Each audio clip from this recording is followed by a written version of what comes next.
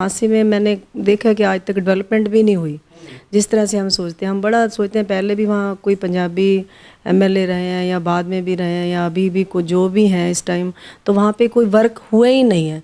तो झांसी सबसे पिछड़ा हुआ क्षेत्र है। मैं चाहती हूँ कि झांसी से अगर कोई हमारे को बोलता है तो हम ज़रूर उसके लिए काम करेंगे। शुरू से हम जुड़े हुए हैं और यहाँ के रहने वाले भी हैं, यहाँ आते जाते भी हैं।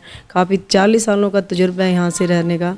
तो झांसी एरिया है जो भी हमारी कॉन्स्टिट्यूएंसी पड़ती है, तो मैं वहाँ से भी अच्छे ढंग से जब मैं जहाँ से काम कर सकती हूँ तो मैं एक झांसी है या हिसार। वीना जी, मुझे लगता है कि सीएम साहब जो हैं शायद वो परिवार से अक्सर दूर भागते हैं। वो नहीं चाहते हैं कि परिवार के लिए या उन पे कोई ब्लेम करे कि भी आप परिवार की मदद कर रहे हैं या परिवार को फेवर कर रहे हैं। तो ऐसे मुझे लगता है कि वो टिकट में शायद आपकी मदद ना करें। तो ऐसे में आपका ज़रिया क्या रहेगा? आप कैसे अप्रोच कर पाएंगी? आपको लगता है कि आप टिकट ले पाएंगी झांसी से? ये बिल्कुल ठीक है कि परिवारवाद से सीएम साहब हमारे भैया जी दूर हैं, बहुत ज़्यादा परिवारवाद को वो नहीं बढ़ावा देते और हम चाहते भी नहीं कि परिवार को बढ़ावा दें। हाँ, जहाँ तक मेरे काम का सवाल है, मैंने इतना काम कर रखा है, सबको पता है और सभी देखते भी हैं, सभी अप्रिशिएट भी करते हैं।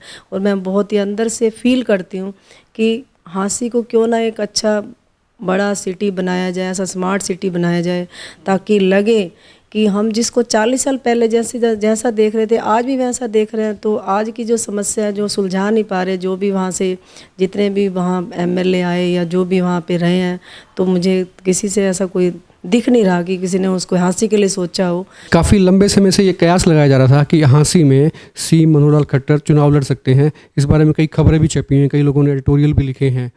तो खट्टर साहब की तरफ से तो कुछ नहीं आया। खट्टर साहब की बहन है, कज़न सिस्टर हैं। आपका मन जरूर आपने आज साझा किया है कि आप लड़ना चाहेंगी झांसी से। नमस्कार, एक मत पोस्ट पे आपका स्वागत है। मैं हूं सर्वेश कुकरा। आज हम आपको मिलवा रहे हैं वीना अरोड़ा जी से। वीना अरोड़ा जी हरियाणा के मुख्यमंत्री मनोहर लाल खट्टर की कज़न सिस्टर हैं। खट्टर साहब वीना जी के मामा के लड़के हैं, लेकिन उनकी पहचान इस रिश्ते से कम और उनके काम से ज़्यादा है। वीना अरोड़ा जी इन दिनों बेटी बचाओ बेटी पढ़ाओ अभियान से जुड़ी हुई हैं और एक तरह से एम्बेसडर हैं और काफ़ी लंबे समय से इसको लेकर काम कर रही हैं। वीना जी, आपका स्वागत है एक मत पोस्ट में। थैंक यू सर्वेश जी। आप काफ़ी लंबे समय से इस अभियान से जुड़ी हुई हैं। मुझे लगता है जो मुझे जानकारी है, मोदी जी का ये अभियान था और उसके तुरंत बाद आप इससे जुड़ गई थी। सर्वेश जी, ऐसा है कि मैं हमारी ये खून में ही है कि हम दूसरों की हेल्प करते हैं। तो मैं शुरू से हेल्प कर रही थी लड़कियों के लिए, क्योंकि हमने भी एक रूरल बैकग्राउंड से बिलोंग करते हैं। तो उसकी वजह से लड़कियों के लिए जहाँ पे भी हमारी होती थी हम हेल्प करते थे। जब मोदी जी ने 22 जनवरी 2015 को पानीपत में ये नारा दिया तो उससे हमारे को एक एम सा मिल गया। तो हमने उस दिन से कभी मुड़ के नहीं देखा। लड़कियों के लिए काम करते हैं, जहाँ पे भी जो भी प्रॉब्लम होती है उनकी सॉल्व कर देते हैं। और नमो सेना ने हमारे को ब्रांड एम्बेसडर बेटी बचाओ बेटी पढ़ाओ का एक डेजिग्नेशन दिया, जिसकी वजह से हमने पूरे नेशनल लेवल पे इसको नेशनल स्तर पे बहुत अच्छी तरह से काम किया। और जहाँ पे भी महिलाओं के लिए जो भी डोमेस्टिक वायलेंस हो या भ्रूण हत्या हो या दहेज हो या जिस तरह की जो भी समस्याएं आती हैं, पढ़ाई की होती है, बेटी बचाओ बेटी पढ़ाओ, सिर्फ वहीं तक नहीं रह जाता। इसका एक बहुत ही मेन इशू है जो 0 साल से लेकर 80 साल तक जो भी बेटियों को जो भी समस्याएं आती हैं उसको सुलझाने का पूरा यत्न करती हूँ। और जहाँ पे भी कोई प्रॉब्लम हो तो पहुँचने के साथ साथ उनकी मदद करने की कोशिश करती हूँ जहाँ तक मेरे से हो सकता है। जब कोई भी व्यक्ति काफ़ी लंबे समय तक समाज सेवा में जुड़ा रहता है तो उसकी एक इच्छा रहती है कि मैं किसी तरह से पॉलिटिक्स में आऊँ, एक्टिव पॉलिटिक्स में आऊँ और उसके बाद जो मैं सेवा कर पाऊँ वो शायद एक ज़्यादा बेहतर तरीके से हो जाती है। तो क्या कभी आपका मन किया है कि आप एक्टिव पॉलिटिक्स में आएँ?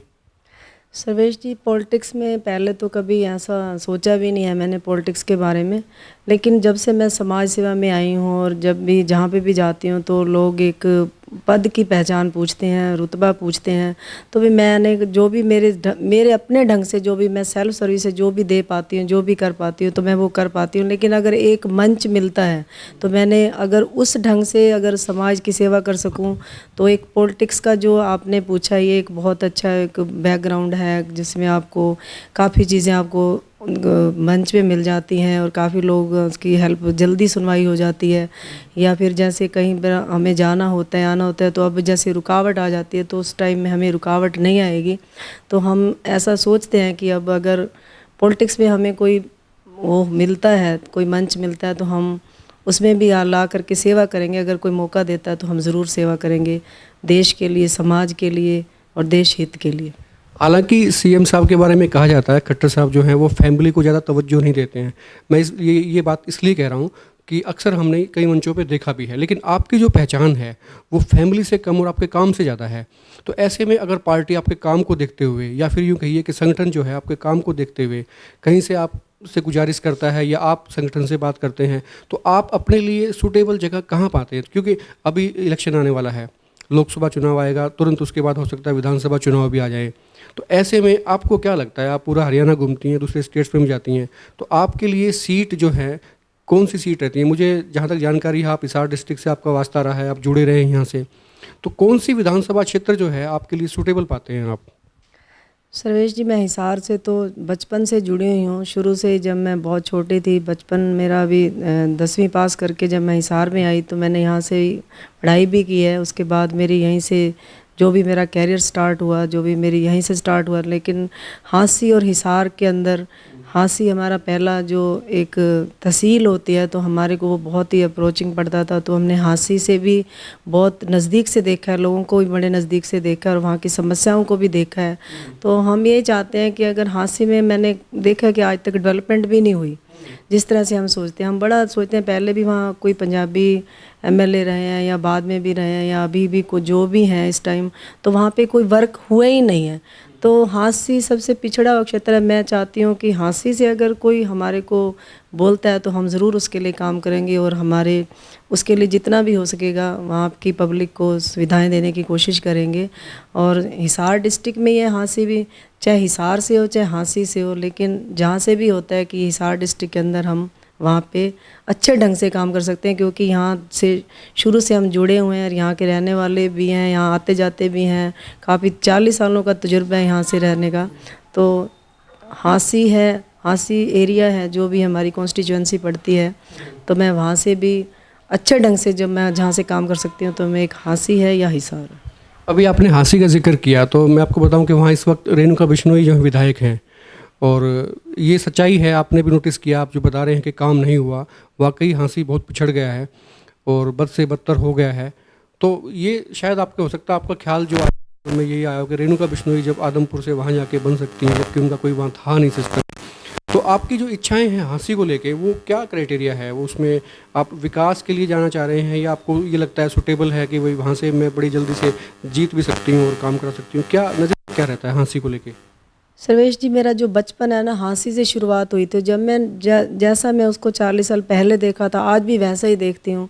तो मेरे मन में बड़ी इच्छा होती है कि हांसी को क्यों ना एक अच्छा एक या डिस्ट्रिक्ट का दर्जा दिलवाया जाए या फिर उसमें ऐसे काम किए जाएं जो एक अच्छा सिटी मेंटेन रख सकता है। तो हमारा जब भी आँख खुली तो हमने हांसी की तरफ गए, जो भी जैसे कोचिंग लेनी है या पढ़ाई करनी है, बुक्स लेनी है, क्योंकि हम गाँव के रहने वाले थे तो हमारा हांसी अप्रोचेबल था। जब भी वहाँ जाते थे, आज भी जब भी वहाँ जाते हैं तो कूड़े के ढेर लगे होते हैं, दाएँ बाएँ जाते हैं तो कोई सीवरेज की कोई सिस्टम नहीं होता या पानी की भी समस्या रहती है। तो मैंने ये सब कुछ वहाँ बड़े करीब से देखा है और मैं बहुत ही अंदर से फील करती हूँ कि हांसी को क्यों ना एक अच्छा बड़ा सिटी बनाया जाए, ऐसा स्मार्ट सिटी बनाया जाए, ताकि लगे कि हम जिसको 40 साल पहले जैसा देख रहे थे आज भी वैसा देख रहे हैं। तो आज की जो समस्या है जो सुलझा नहीं पा रहे, जो भी वहाँ से जितने भी वहाँ एमएलए आए या जो भी वहाँ पे रहे हैं, तो मुझे किसी से ऐसा कोई दिख नहीं रहा कि किसी ने उसको हांसी के लिए सोचा हो। हांसी के लिए किसी ने नहीं सोचा, हालांकि मैं हांसी से बात, लेकिन वहाँ जब जाती हूँ तो बड़ा कष्ट होता है देख करके। बस स्टैंड देखो, सड़कें देखो, जो भी देखो, मुझे बहुत अजीब फील होता है कि यहाँ हांसी में इतने लोग रहते हैं, इतनी होने के बाद भी हांसी की डेवलपमेंट क्यों नहीं है। वीना जी, मुझे लगता है कि सीएम साहब जो हैं शायद वो परिवार से अक्सर दूर भागते हैं। वो नहीं चाहते हैं कि परिवार के लिए या उन पे कोई ब्लेम करे कि भी आप परिवार की मदद कर रहे हैं या परिवार को फेवर कर रहे हैं। तो ऐसे मुझे लगता है कि वो टिकट में शायद आपकी मदद ना करें। तो ऐसे में आपका ज़रिया क्या रहेगा? आप कैसे अप्रोच कर पाएंगी? आपको लगता है कि आप टिकट ले पाएंगी हांसी से? ये बिल्कुल ठीक है कि परिवारवाद से सीएम साहब हमारे भैया जी दूर हैं, बहुत ज़्यादा परिवारवाद को वो नहीं बढ़ावा देते और हम चाहते भी नहीं कि परिवार को बढ़ावा दें। हाँ, जहाँ तक मेरे काम का सवाल है, मैंने इतना काम कर रखा है, सबको पता है। और सभी देखते भी हैं, सभी अप्रिशिएट भी करते हैं।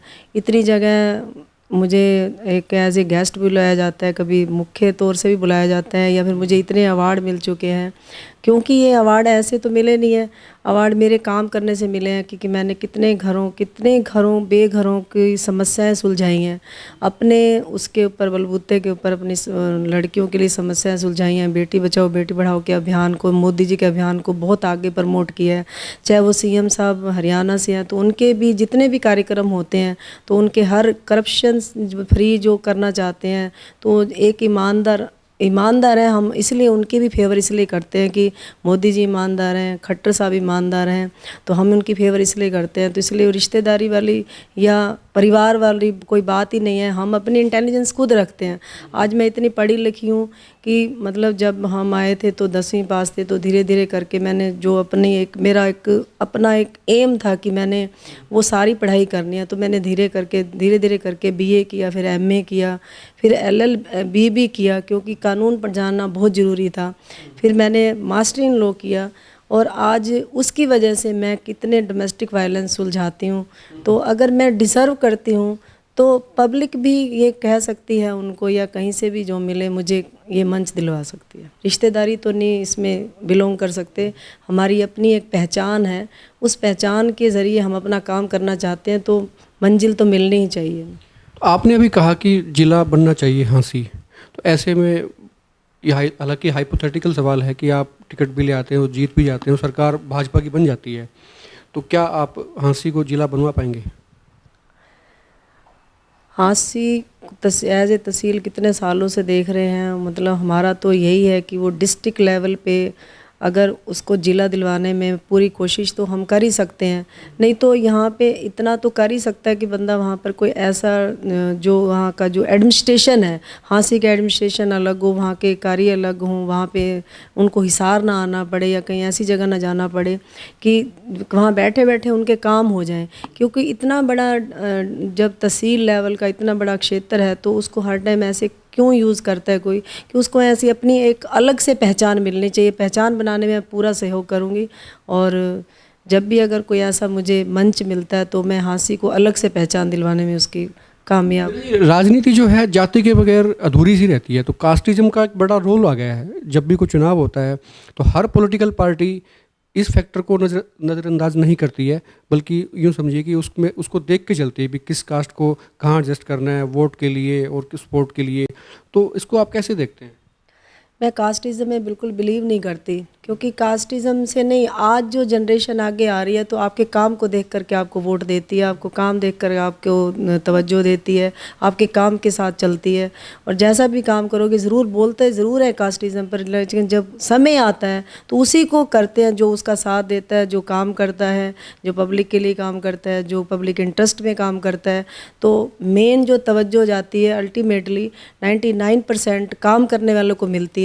कास्टिज़म वाले को पल भर के लिए मिल सकती है, लेकिन इतना ही तवज्जो नहीं मिलती। अगर वो काम ही नहीं करेगा तो कास्टिज़म का कोई फ़ायदा ही नहीं रह जाता। आपने भी बताया, आपने देखा हाँसी बदसूरत है, गंदगी के ढेर हैं, तो इसमें कहीं ना कहीं सरकार की नाकामी को आप पाते हैं? ध्यान तो नहीं दिया गया, हम तो यही बोलेंगे जब हाँसी में उनकी कोई ऐसा है नहीं बंदा, या फिर वहाँ से कोई ऐसी कोई सुनवाई नहीं हो रही, या फिर वहाँ का जो भी एडमिनिस्ट्रेशन है, या फिर वहाँ का जो हमारा पब्लिक रिप्रेजेंटेटिव का मेन काम होता है, तो विधायक होते हैं या मेयर होते हैं, या वहाँ पे जाने के बावजूद अगर उनका काम ये नहीं होता तो ये तो लापरवाही है उनकी तरफ से। तो मैं अगर कहीं किसी ढंग से रह गया तो हाँसी को सुधारने का मौका तो मिलना ही चाहिए। तो आपका काम आपके लिए कितना फ़ायदेमंद होगा जो आपने अभी तक किया है बेटी बचाओ बेटी पढ़ाओ अभियान को लेके, तो आपको लगता है कि आपके काम की वजह से आपको टिकट मिलने में मदद मिलेगी? हमने तो इतना काम कर दिया, हमें तो लगता ही है कि अगर कोई चाहे तो दे भी सकते हैं टिकट, या हमारे से काम ले सकते हैं। हम तो काम करने के लिए तैयार हैं, बिना ही टिकट दिए इतना काम कर सकते हैं। तो उसके बाद अगर ऐसी इस मंच मिलता है तो हम इससे भी ज़्यादा काम करेंगे। और इच्छा तो सभी की होती है, लेकिन अगर काम को तवज्जो मिलती है तो हमें भी मिलनी चाहिए और हमारी सिंसियरिटी को ध्यान में रखना चाहिए। आप इस अभियान से जुड़ी रही हैं, बेटी बचाओ बेटी पढ़ाओ अभियान से, तो आपको क्या लगता है आपको हर तरह के, हर तबके से, हर एज ग्रुप के लोग मिलते भी हैं, उनकी समस्याएं भी होती हैं, तो बेटियों में जो संकट आता है या उनका शोषण जो होता है, उसका एक मुख्य कारण क्या सामने आता है? मुख्य कारण तो ये है, जो हमारे अंदर हमारे जो संस्कार होते हैं, तो अगर हम अपने बच्चों को शुरू से संस्कार देते हैं तो ऐसे जो लड़कियों के एक्सप्लॉयटेशन होती है या कहीं प्रॉब्लम होती है या कहीं घर से बाहर जाती हैं या कोई ऐसी समस्याएं उनको घेरती हैं, तो जैसे हम भी खुद एक रूरल बैकग्राउंड से, तो हमें भी बड़ी दूर पैदल आना पड़ता था बस पकड़ने के लिए। तो हमारे भी पेरेंट्स समझाते थे, उस टाइम हम भी ध्यान नहीं रखते थे, तो लेकिन हमारे को कभी ऐसा फील नहीं हुआ कि ऐसा, मतलब अगर आपको मंच अच्छा मिलता है, आपको घर से संस्कार अच्छे मिलते हैं, तो आपके मन में ये सोच भी नहीं आती। हम पूरी जॉइंट फैमिली में रहते थे, हमारे भाई बंद भी रहते थे, चाचे ताऊ भी रहते थे, आसपास के लोग भी रहते थे, गांव के लोग भी रहते थे। तो हमारा एक संस्कारी तबका है ना, जो अगर संस्कार लड़कों को भी शुरू से सेम मिलते हैं तो बाहर आपकी एक्सप्लॉयटेशन बहुत कम होती है। अगर लड़कों को भी सेम संस्कार दी जाए, जब हम लड़की को कहते हैं कि इधर नहीं जाना, उधर नहीं जाना, इसके साथ बात नहीं करनी, उसके साथ नहीं, तो हम लड़कों की भी सेम संस्कार देते हैं कि बेटा अगर आप ठीक ढंग से चलोगे तो आपकी बहन सेफ़ है या समाज सेफ़ है। तो अगर हम ऐसे शुरू से बच्चों को, मेरा मेन रीज़न यही रहा है कि बेटी बचाओ बेटी पढ़ाओ, बेटी और बेटे को एक जैसे संस्कार दो, अगर एक जैसा सम्मान करो। जब दोनों को जीव आता है संसार में, चाहे वो बेटी है चाहे वो बेटा है, तो अगर उनको सेम संस्कार दिए जाते हैं तो ये दुर्घटनाएं बहुत कम हो सकती हैं। इस वक्त हाँसी की बात करें तो बीजेपी में कई कद्दावर नेता हैं, मैं नाम बताना चाहूँगा। विनोद बियाना पहले सीपीएस रहे हैं और अभी वो हाल ही में बीजेपी में शामिल हो गए हैं। उससे पहले पूर्व मंत्री रहे हैं अत्तर सैनी, वो बीजेपी में शामिल हो गए, हाँसी से बिलोंग करते हैं। इनके दो पूर्व, एक सीपीएस और एक पूर्व मंत्री हाँसी में ऑलरेडी भाजपा में हैं। इसके अलावा 2-3 नेता और हैं जो चाहते हैं कि पार्टी उनको कंसिडर करे और उनको टिकट दे। ऐसे में पार्टी अगर आपको कंसिडर करती है, आपको टिकट देती है, मौका देती है वहाँ आने का, लड़ने का, तो कोई विरोध हो सकता है या होगा, तो उससे कैसे निपटेंगे? विरोध तो जब कोई किसी को टिकट मिलती है, विरोध तो कोई किसी का भी कर सकता है। तो विरोध ये थोड़े टाइम का होता है, जब उसका काम देखते हैं या आगे चल कर के उसके जो भी उसका काम ही बोलता है। मैं तो यही बोलती हूँ कि अगर उसका काम अच्छा, उसकी बैकग्राउंड अच्छी है और अगर उसके काम करने का जज्बा अच्छा है, तो विरोध तो होते ही रहते हैं। विरोध से तो कोई इतना फ़र्क भी नहीं पड़ता, क्योंकि जो डिज़र्व करता है, हम तो चाहते हैं उसी को वो मंच मिले और उसको समाज की सेवा करने का। हालांकि ऐसे बहुत से नेता ऐसे भी रहेंगे जो आपके का साथ देना चाहेंगे। कई बार यह होता है कि गुटबाजी होती है। मान लीजिए कि एक व्यक्ति के खिलाफ में कुछ और लोग हैं, तो आप एक उनका विकल्प बन के आते हैं, तो हो सकता है कि बड़ी टीम एक आपके साथ भी लग जाए, कि ये भी संभावना हो जाती है। लेकिन ये सवाल था तो मैंने किया। दूसरा ये कि चूँकि इलेक्शन नज़दीक आएगा, तो हाल ही में आपने कोई ब्लूप्रिंट तैयार किया है, कोई हाँसी में आप कैंपेन चलाएं, लोगों से रूबरू हों या कोई दौरे किए जाएँ, ऐसा कोई ख्याल कोई? अभी तक तो ऐसा कुछ नहीं है, लेकिन अब पब्लिक भी चाहती है या लोग भी कई बार कह देते हैं, तो हम तो यही चाहते हैं कि अगर पब्लिक साथ है तो फिर तो कुछ भी हो सकता है। और जब अगर ऊपर वाले हमारे कोई पॉलिटिकल संगठन या पॉलिटिकल पार्टी हमारे साथ देती है तो हम ज़रूर। काफ़ी लंबे समय से ये कयास लगाया जा रहा था कि हाँसी में सी मनोहर लाल खट्टर चुनाव लड़ सकते हैं। इस बारे में कई खबरें भी छपी हैं, कई लोगों ने एडिटोरियल भी लिखे हैं। तो खट्टर साहब की तरफ से तो कुछ नहीं आया। खट्टर साहब की बहन है, कज़न सिस्टर हैं, आपका मन जरूर आपने आज साझा किया है कि आप लड़ना चाहेंगे हाँसी से, तो ये भी हो सकता है हाँसी के लिए एक सूट करे चीज़ें, वो जो चाहते हैं कि हाँसी का विकास हो। वीना जी, आपने हमसे बात की, आपका बहुत बहुत शुक्रिया।